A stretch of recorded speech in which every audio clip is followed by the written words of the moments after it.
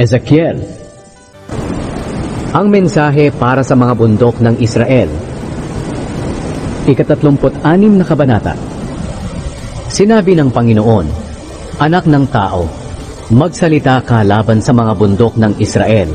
Sabihin mo sa kanila, O mga bundok ng Israel, makinig kayo sa sinasabi ng Panginoon. Ito ang sinabi ng Panginoong Diyos. Sinabi ng mga kalaban ninyo na sa kanila na ang mga bundok ninyo. Kaya anak ng tao, sabihin mo sa mga bundok ng Israel na ako ang Panginoong Diyos ay nagsasabi, Sinalakay kayo ng mga bansa mula sa iba't ibang dako, at sila ngayon ang nagmamay-ari sa inyo. Kinutya nila kayo at inilagay sa kahihiyan. Kaya kayong mga bundok, burol, mga daluyan ng tubig, lambak, mga gibang lugar, at mapanglaw na bayan na sinalakay at kinutya ng mga bansa sa palibot ninyo. Pakinggan ninyo ang sasabihin ko. Ako ang Panginoong Diyos ay nagsasabing, Lubha akong nagagalit sa mga bansang iyon, lalong-lalo na sa Edom. Sinakop nila ang aking lupain ng may katuwaan at pangungutya, dahil talagang gusto nilang mapunta sa kanila ang mga pastulan nito. Kaya anak ng tao, magsalita ka tungkol sa Israel. Sabihin mo sa mga bundok, burol, daluyan ng tubig at lambak, na ako, ang Panginoong Diyos, ay nagsasabi, Tiniis ninyo ang pangungutya ng mga bansa sa palibot ninyo. Kaya dahil sa matindi kong galit, ako, ang Panginoong Diyos, ay sumusumpang mapapahiyarin ang mga bansang iyon. Ngunit kayong mga bundok ng Israel, tutubuan kayo ng mga punong kahoy na namumunga para sa mga mamamayan kong Israel.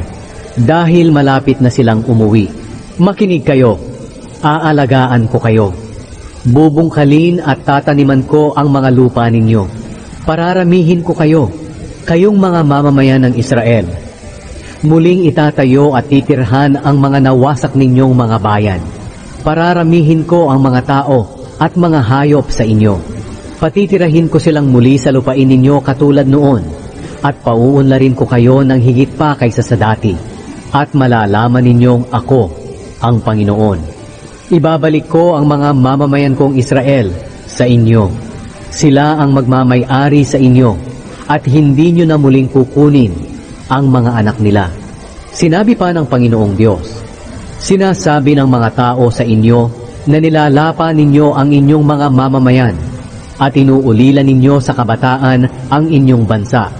Pero mula ngayon, hindi na ninyo lalapain ang inyong mga mamamayan, at hindi na ninyo uulilain sa kabataan ang inyong bansa.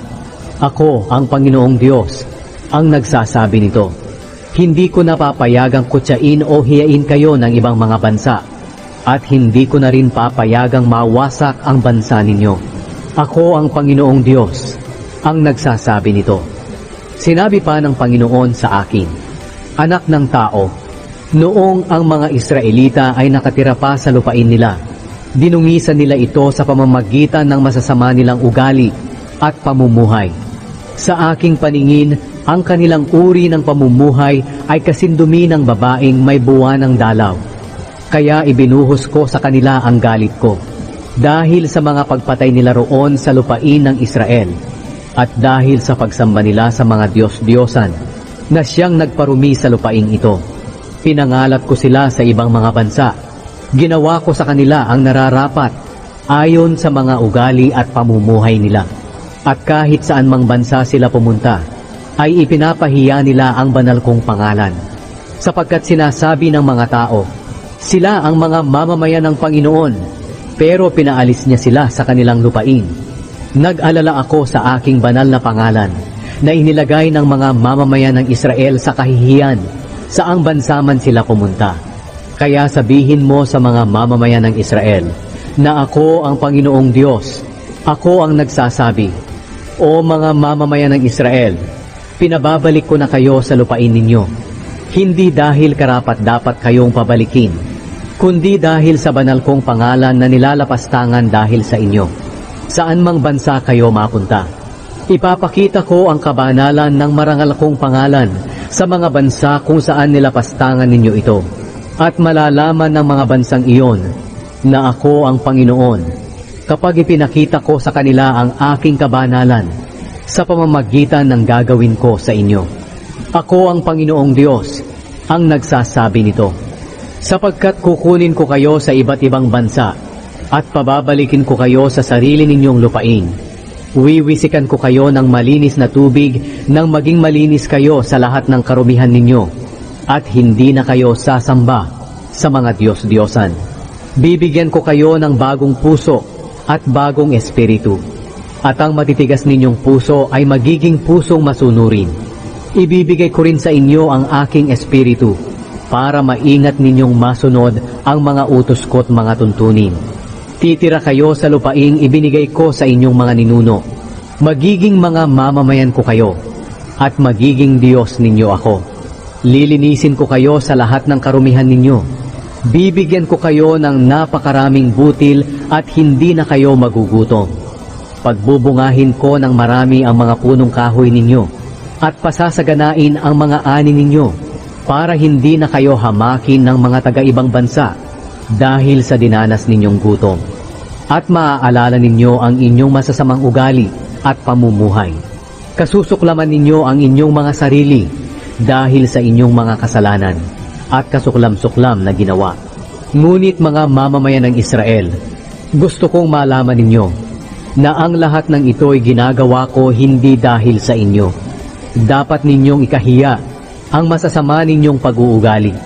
Ako ang Panginoong Diyos ang nagsasabi nito. Sinabi pa ng Panginoong Diyos, kapag nalinis ko na kayo sa lahat ng kasalanan ninyo, patitirahin ko kayong muli sa lungsod ninyo, at muli ninyong itatayo ang mga bayan na nawasak. Ang mga lupaing walang pakinabang noon ay bubungkalin na ngayon.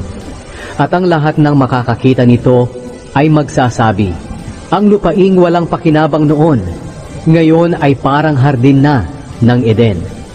Ang mga lungsod na giba at mapanglaw noon, ngayon ay tinitirhan at napapadiran na.